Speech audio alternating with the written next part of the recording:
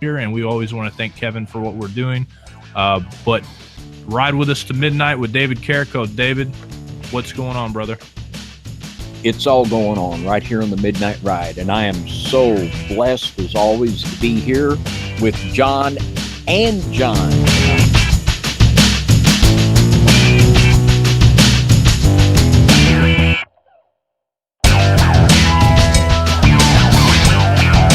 And all of us. I forgot he was here, and I was just talking to him. Yeah, he's so easy to forget.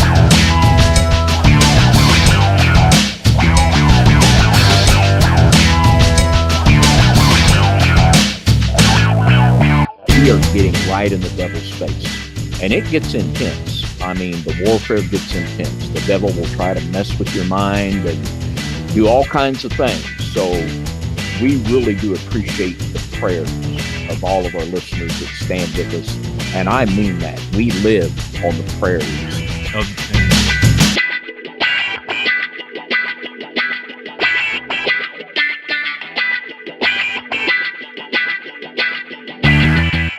I'm not doing this for any kind of symbol. I was just talking about my fingernail.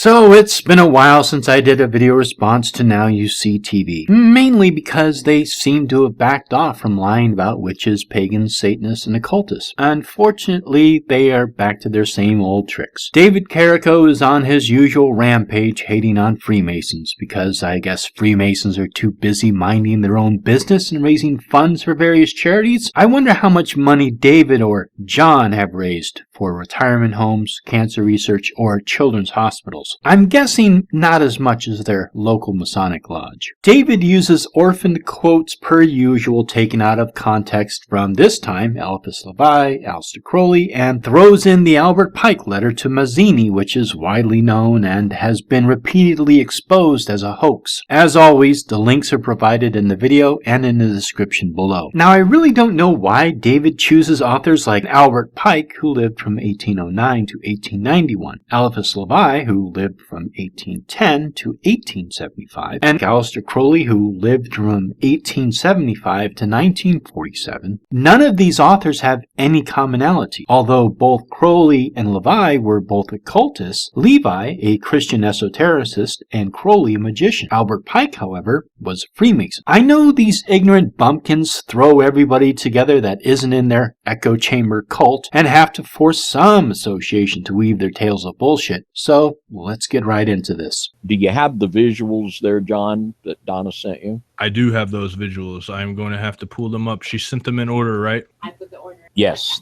she put the order underneath. She says, yeah, this is the Baphomet, and this was drawn by a Freemason in the 19th century. His name was Eliphas Levi. No. The image of Baphomet was drawn in 1856 by Eliphas Levi, 5 years prior to him being initiated as a Freemason. The Baphomet is a representation of the deity the Knights Templar were accused of worshipping. Eliphas Levi drew it sometime around 1856. He was initiated into the Freemasons on March 4th of 1861 and was elevated to the Master Mason degree, 3rd degree, on August 21st. 1861. Eliphas Leon Levi, his true name is Constant, former priest, esotericist, writer of magic ritual, was not in accord with the lodge, and after a controversy with rationalist Ganneval, he resigned in 1864. And you can, this is called the androgynous goat of Mendez. This is a high icon of witchcraft and Satanism. No, neither the goat of Mendez or Baphomet are considered androgynous. It is a symbolic union of opposites. However, both elements retain their unique qualities, with the knowledge and understanding that each element is balanced by its opposite, animal with man, light with dark, male with female, etc. No, it is not a high icon of witchcraft or Satanism. Individuals do indeed use the symbol. However, witchcraft tends to use the icon of a male deity and a female deity. the Lord and the Lady, witch father and the witch mother, or sometimes a single deity, pantheon, etc. Satanists, for example, the Church of Satan, do not worship any god, let alone the Baphomet. Although they use the goat of Mendes as their symbol, this is explained very well on their frequently asked questions page. The original goat pentagram first appeared in the book Le Clef de la Magie Nord by French occultist Stanislas de Greta in 1897. The symbol would later become synonymous with Baphomet and is commonly referred to as the Sabbatic goat. Samael is a figure in Talmudic lore and Lilith a female demon in Jewish mythology. The Hebrew letters at the points of the pentagram spell out Leviathan, a mythic creature in Jewish lore. This symbol was later adopted by the Church of Satan in 1969 and officially named the Sigil of Baphomet. And it's quite a disgusting little thing, and you can see that it's got... Disgusting? At least it's not a half-dead naked man dripping blood nailed to a crucifix. Now that's disgusting. Before David Carrico rattles on about what he believes the symbol of Baphomet represents, let's find out what Eliphas Levi meant it to represent in his drawing. From Transcendental Magic, Its Doctrine and Ritual by Eliphas Levi, page 22, explanation of the figures, figure 9, the Sabbatic goat, the Baphomet Mendes. A pantheistic and magical figure of the Absolute. The torch placed between the two horns represents the equilibrating intelligence of the triad. The goat's head, which is synthetic and unites some characteristics of the dog, bull, and ass, represents the exclusive responsibility of matter and the expiation of bodily sins in the body. The hands are human to exhibit the sanctity of labor. They make the sign of esotericism above and below to impress mystery on the initiates, and they point at two lunar crescents, the upper being white and the lower black, to explain the correspondences of good and evil, mercy and justice. The lower part of the body is veiled, portraying the mysteries of universal generation, which is expressed solely by the symbol of the caduceus. The belly of the goat is scaled and should be colored green. The semicircle above should be blue. The plumage reaching to the breast should be of various hues. The goat has female breasts, and thus its only human characteristics are those of maternity and toil, otherwise the signs of redemption. On its forehead between the horns and beneath the torch is the sign of the macrocosm, or the pentagram, with one beam and the ascendant, symbol of human intelligence, which, placed below the torch, makes the flame of the latter an image of divine revelation. This pantheos should be seated on a cube, and its footstool should be a single ball, or a ball and a triangular stool. In our design, we have given the former only to avoid complicating the figure. Male and female body parts on it. I'll go over each one of these as he misrepresents them. Drawing directly from the artist himself, he drew this image based off tales he had heard about how it looked. The goat has female breasts, and thus its only human characteristics are those of maternity and toil, otherwise the signs of redemption. And as we enter into discussion tonight, we're going to understand that the Luciferian dualism. No one describes it that way. Eliphas Levi definitely did not describe it that way. These are your words chosen to fit your narrative. I have already listed the source and the meaning to these elements. Your lack of knowledge does not give you the right to make up whatever nonsense you like. If this is your opinion, that is your opinion, but your opinion is not correct. It embraces the left hand and the right hand path. The hands are human to exhibit the sanctity of labor. They make the sign of esotericism above and below to impress mystery on the initiates. And they point at two lunar crescents, the upper being white and the lower black, to explain the correspondences of good and evil, mercy and justice. And it also embraces the male and the female. I actually have made this mistake in the past too, but after looking into this further and reading Eliphas Levi's description of the Sabbatic goat, I've changed my mind. Eliphas Levi wrote the goat has female breasts, and thus its only human characteristics are those of maternity and toil, otherwise the signs of redemption. Looking at the figure again, I realized there are no distinctive male characteristics. The breasts are large and round like a woman's, not a man's, the male being projected onto it by my own biased assumption. And in a way that is quite bizarre. But if you notice at the top of the goat's head, there's a torch of illumination. And this is the light of Lucifer and the illumination of Lucifer that is promised to the initiates. Another swing and a miss. The torch placed between the two horns represents the equilibrating intelligence of the triad. The goat's head, which is synthetic and unites some characteristics of the dog, bull, and ass, represents the exclusive responsibility of matter and the expiation of bodily sins in the body. And if you notice the right hand of the goat, it's pointed up to a white crescent moon. And if you notice the left hand of the Baphomet, it is pointed down to a dark crescent moon. And this is symbolic of the right-hand path and the left-hand path. The hands point at two lunar crescents, the upper being white and the lower black, to explain the correspondences of good and evil, mercy and justice. And in Magic Without Tears, Aleister Crowley said that he claims that Aleister Crowley wrote something in Magic Without Tears, and for the life of me, I have no idea what it is that David believes Crowley wrote. Going by what David said, I read what Crowley wrote about the right hand and left hand paths. Magic Without Tears is a collection of letters exchanged between Crowley and students, so I am not sure what he was meaning when he mentioned self at the start of this letter. This is what Crowley wrote. It is the introduction of the word self that has raised such prickly questions. It really is a little bewildering. The signpost, right-hand path, left-hand path, seems rather indecipherable. And then, for such a long way, they look exactly alike. At what point do they diverge? Actually, the answers are fairly simple. As for the achievement or attainment is concerned, the two paths are in fact identical. In fact, one almost feels obliged to postulate some inmost falsity, completely impossible to detect, inherent at the very earliest stages. As Crowley admits, the two paths are in fact identical. He doesn't even mention anything about associations or examples of right or left. So I have no idea why you are misrepresenting his position on this. I assume to somehow poison the well. the main commonality between the left-hand path, which would be obvious things that are wrong, like black magic and Satanism. That wasn't described by Crowley in the least bit, let alone from the very loosely interpreted misquote you butchered from his book. And the right-hand path, that would be things like white witchcraft, and even we're going to see a lot of things that pass off for Christianity is the right-hand path. That is your opinion, and again, your opinion is wrong. It does not fit what Aleister Crowley actually wrote. That the common denominator is self. No, Crowley wrote, it is the introduction of the word self that has raised such prickly questions. Nothing about the common denominator is self. And we're going to see that as we analyze the two paths, that when we begin to look for the element of self, we're going to see the commonality here. Now, let's go to the next graphic if we can, John.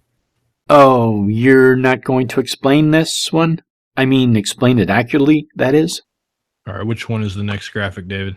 It is the one, the hexagram with the serpent swallowing its tail around it. There. Yes, that is it. I hope you read some of Eliphas Levi's writings instead of just screen capturing his images. Let's see if you explain this correctly. Eliphas Levi explained the image as this: the double triangle of Solomon, represented by the two ancients of the Kabbalah, the Macroprosopus and the Microprosopus, the god of light and the god of reflections, mercy and vengeance, the White Jehovah, and the Black Jehovah. From Transcendental Magic, Its Doctrine and Ritual by Eliphas Levi, page 21, explanation of the figures, figure 1, the great symbol of Solomon.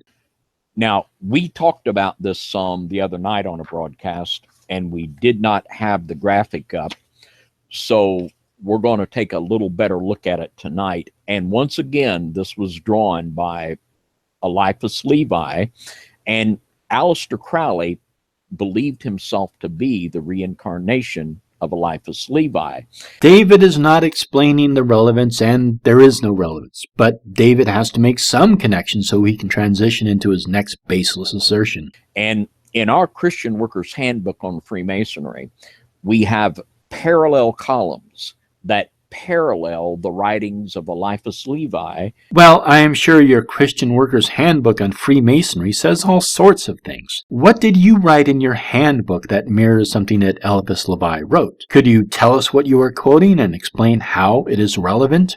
And Albert Pike. Yeah, sure. I have no idea what you are talking about, so I'm sure it parallels a lot of things. But I don't know what you are referencing, so I cannot agree or disagree. And Albert Pike, when he said on page 316 of Morals and Dogma that Lucifer is the light bearer. Oh, so we are done with Aleister Crowley's Magic Without Tears, published in 1954, and we are done with Eliphas Levi's book, Transcendental Magic, Its Doctrine and Ritual, published in 1896. Both books written more than 50 years apart by two completely different authors who never met one another. Okay, you were making... Well, what was your point? Anyways, let's also be sure that this quote gets its proper context. Be not discouraged at men's apathy, nor disgusted with their follies, nor tired of their indifference. Care not for returns and results, but see only what there is to do, and do it, leaving the results to God. Soldier of the cross, sworn knights of justice, truth, and toleration, good knight and true, be patient and work. The Apocalypse, that sublime, Kabbalistic, and prophetic summary of all the occult figures, divides its images into the three septenaries, after each of which there is silence in heaven. There are 7 seals to be opened, that is to say, 7 mysteries to know, and 7 difficulties to overcome, 7 trumpets to sound, and 7 cups to empty. The Apocalypse is, to those who receive the 19th degree, the apotheosis of that sublime faith which aspires to God alone, and despises all the pomps and works of Lucifer. Lucifer, that light-bearer, strange and mysterious name to give to the spirit of darkness. Lucifer, the son of the morning. And I know I'm a stickler for language, but it is very important, as sometimes changing a single word can alter meaning significantly. Albert Pike wrote Lucifer, the light bearer, not Lucifer is the light bearer, which changes how one would view illumination depending on the culture and viewpoint of one's religious and or philosophical point of view.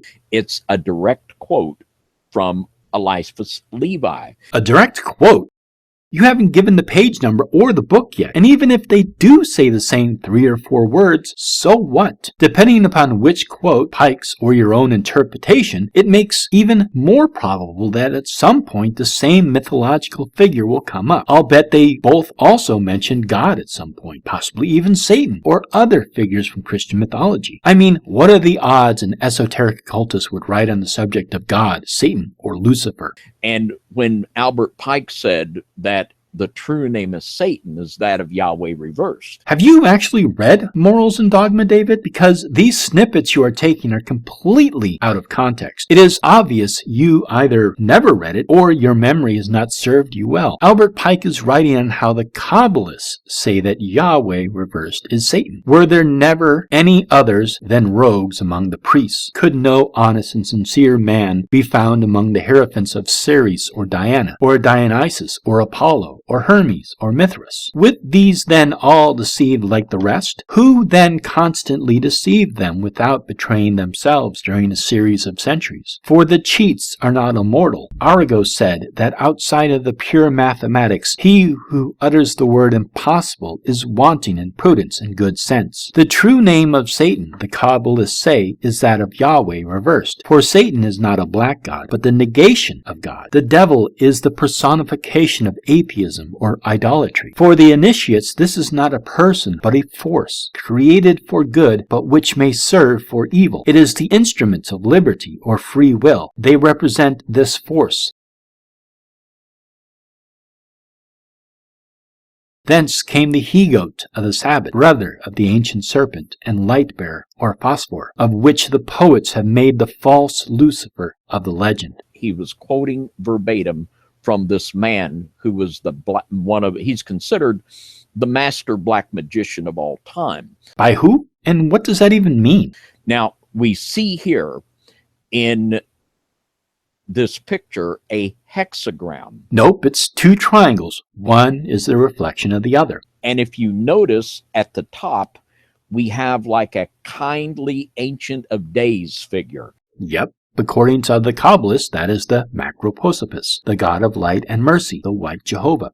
And if you look, he's looking at his reflection in a reflecting pool. Actually, no. No, he's not. He's looking straight forward at the viewer.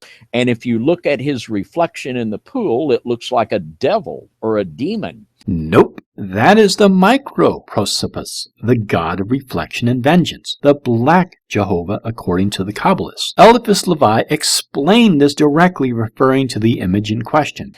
And this is explained by Mr. Levi, and this is what's called Luciferian dualism. No, it's not. Eliphas Levi never called it that. Aleister Crowley never called it that, and Albert Pike certainly didn't refer to this as Luciferian dualism. Why? Because that makes no sense. That's why. And this is illustrating. Of course, this is the black triangle, which is the black crescent moon. No, it isn't. If it was, Eliphas Levi would have mentioned that. Of the ugly face in the pool, and then we have the white crescent moon. This is the kindly Ancient of Days face up on top. No, it isn't.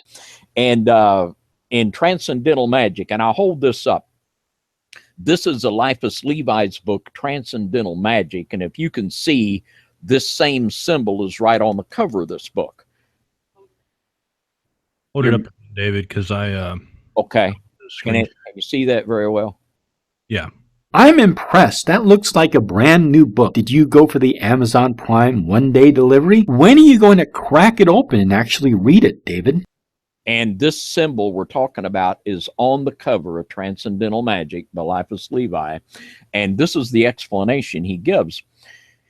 He says, the great symbol of Solomon, the double triangle of Solomon, represented by the two ancients of the Kabbalah, the macropulsus and the micropulsus, the God of light and the God of reflections, of mercy and vengeance, the white Jehovah and the black Jehovah. Oh, good, you read the description, so you know damn well it didn't mean anything that you were talking about earlier.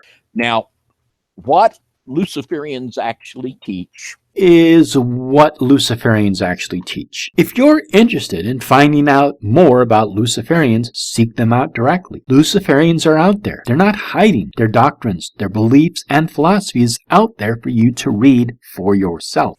And I'll read another quick quote from another one of Mr. Levi's book. Oh, good. Are you going to take it out of context and then indirectly, with as much ambiguity as humanly possible, connected to what you started out talking about in the previous thought? This is called The Book of Splendors by Eliphas Levi, and he explains that the devil is just God being bad.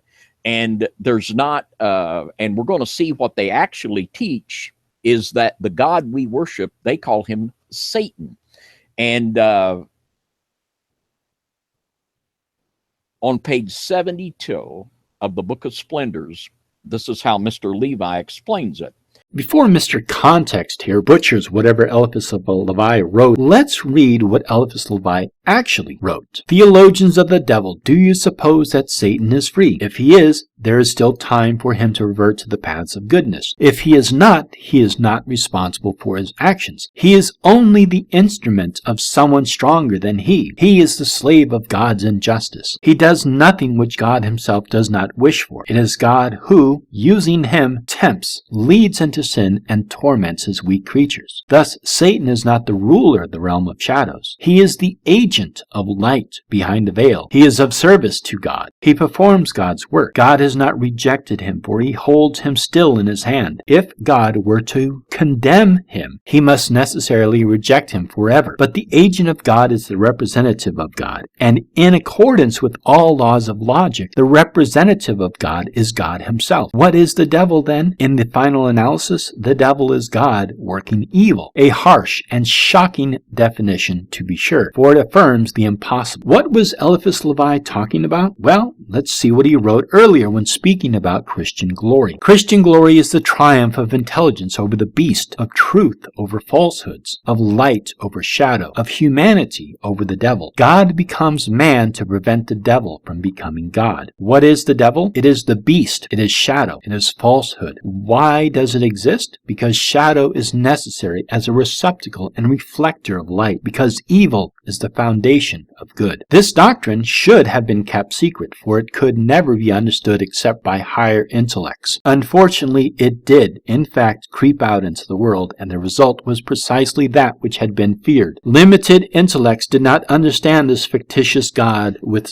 two so unlike faces, and the idea of an absurd duality sprang up in the minds of some thinkers. I'm looking at you, David. The dogmas of the false Zoroaster can be traced to this point. Thus was the devil created. Many writers have contemplated good and evil, trying to rationalize contradictions in the Bible, a book at one time that was enforced by threats of excommunication and social stigma. Intellectuals had, in hushed circles, asked, what is the devil, and why does God allow him to exist? This is an extension of that discussion, but through a Kabbalist form.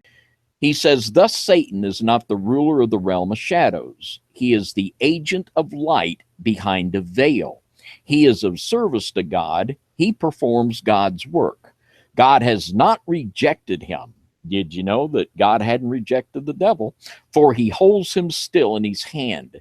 If God were to condemn him, he must necessarily reject him forever. But the agent of God is the representative of God, and in accordance with all laws of logic, the representative of God is God himself. What is the devil then in the final analysis? The devil is God working evil. So there is not, in their mind, a God and a devil, but the devil is just God being bad. Okay, so what's the alternative? That Satan exists separate from your God as an entity? That God, as the creator of all, the universe, the sun, our planet, and man himself? What prevents God removing or controlling Satan? Either Satan is more powerful than God, or your God allows Satan to exist. There is no middle ground here. Either God allows it to exist, or it is outside of his control. And if it is outside of his control, then he is not omnipotent and all-powerful. And what they call Satan is the God that we worship. No, not at all. Eliphas Levi wrote, theologians of the devil, do you suppose that Satan is free? If he is not responsible for his actions. He is only the instrument of someone stronger than he. He is the slave of God's justice. He does nothing which God himself does not wish for. That is not the same as saying God is Satan and Satan is God. And this is Luciferian dualism. No, it's not. But I think I'm going to start calling this the Carico duality because you just invented it and deserve credit for the term. It's really a fascinating way of looking at things. Too bad it's not based in reality. This is the left-hand path. This is the right-hand path. The black face corresponds to the black crescent moon of the left hand of the Baphomet. No, it doesn't. Eliphas Levi created both of those images and said nothing about them being similar. They are two separate images. We read Levi's description of both those images, and nothing you are saying is accurate. And, you know, this is just in symbology, this is what they teach. They teach? You mean what you interpret from the author's description of two separate images? Anyone can access these books. There is no dogma being taught. Now, do we got any questions or comments here before we go forward? Yeah, I got a question. Why are you misrepresenting what these authors wrote? Yeah, I mean, my comment would be, you know, it's interesting how the people that perceive themselves as the right-handed path, how we would consider, you know, a pretty wicked in a lot of ways, like Helena Blavatsky. We did a show that talked a lot about her, but she considered herself right-hand path. When Helena Blavatsky spoke on the right-hand and left-hand paths, she was speaking on black and white magic. Much occult thought that runs along these lines separate these two things into selfish acts, left-hand black magic, and unselfish acts, right-hand and white magic, which is just a slightly more complex way of categorizing good and evil, that mundane Zoroastrian division. The world, unfortunately, is not so, and please excuse the pun, so black and white. The idea idea of the left being sinister goes back to 14th century Latin. Historically, the left side and subsequently left-handedness was considered negative in many cultures. The Latin word sinistra originally meant left, but took on meanings of evil or unlucky by the classical Latin era. And this double meaning survives in European derivatives of Latin and in the English word sinister. Meanings gradually developed from use of these terms in the ancient languages. In many modern European languages, including English, the word for the direction right also means correct or proper, and also stands for authority and justice. In most Slavic languages, the root prav is used in words carrying meanings of correctness or justice. So it's really a subjective and outdated concept that left equals evil and right equals good. Morality, which this comes down to, is just not that simple. According to her own admission that she did, and the first time we ever even hear that left hand right hand path is from Helena Blavatsky. No. She did not invent this concept. It goes very far back in history, back to ancient Greece and possibly even further than that. Helena may have spoken on the right and left hand paths, but she was building upon these concepts. Or Madame Blavatsky. And so it's interesting because there's all these symbols that have been going on for generations and generations. We're talking about Eliphas Levi, but then the first mention of this thing going on in the 19th century in the Theosophical Society was with her. And I just want to read an excerpt from a book here. And this book is called The History of British Magic After Crowley. And this is written. Gee, I wonder if the quote he is going to pull is about the concept of left equals evil and right equals good. In 2007, it says, in Western esotericism, the terms left-handed path and right-handed path refer to the dichotomy between two opposing approaches to magic. This terminology is used in various groups involved in the occult and ceremonial magic. In some definitions, the left-handed path is equated to malicious black magic, and the right-handed path, benevolent white magic. And so it's interesting, though, because we see this, guys, and I want your comments on this, but we see this in a lot of different areas, not just magic. Am I right? I mean, we see it in politics. What do you guys think about that idea of that notion in politics? Wow, you guys are really taking this piece of subjective nomenclature as far as you possibly can. Opposites are usually referred to as left and right, black and white, more modern day red and blue. We can use it to describe two factions, two teams, or two ideologies. It does not take into account all the nuances of the subjective division. Selfish black magic can be used for an unselfish effect, and vice versa. Yeah, and absolutely.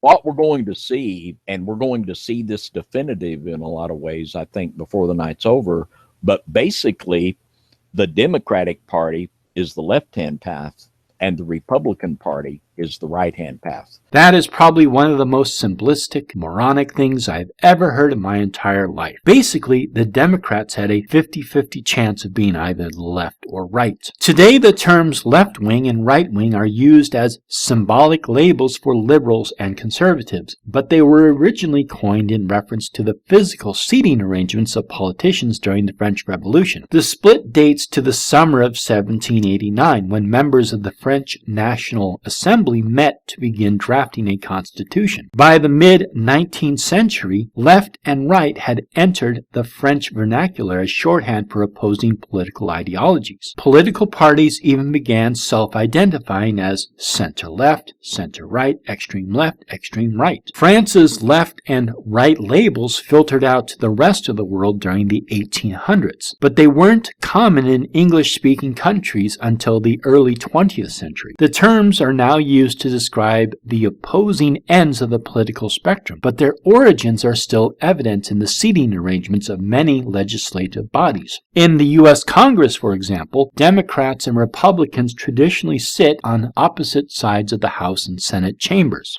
And this plays out in just an amazing analogies in so very, very many ways. So many interesting ways, like subjective divisions, describing two choices, two paths, two things, two opposites. Yeah, that's really interesting.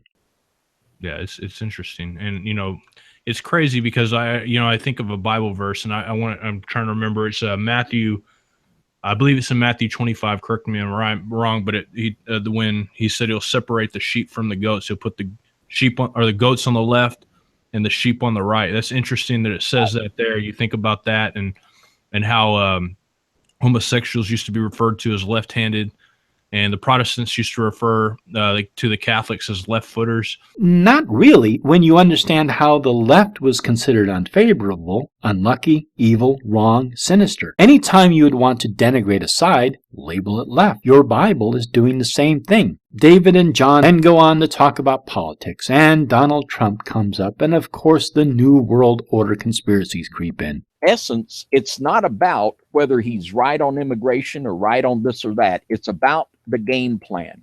It's about Albert Pike's plan for 3 world wars. And that's their game plan, and that's what they're concerned about. Oh, crap. That's why Albert Pike was mentioned earlier. I was wondering why his name was thrown in. It was so you could use this bullshit claim to somehow tie him into the grand scheme of taking over the world. And no, this letter is not real. It is pure fabrication.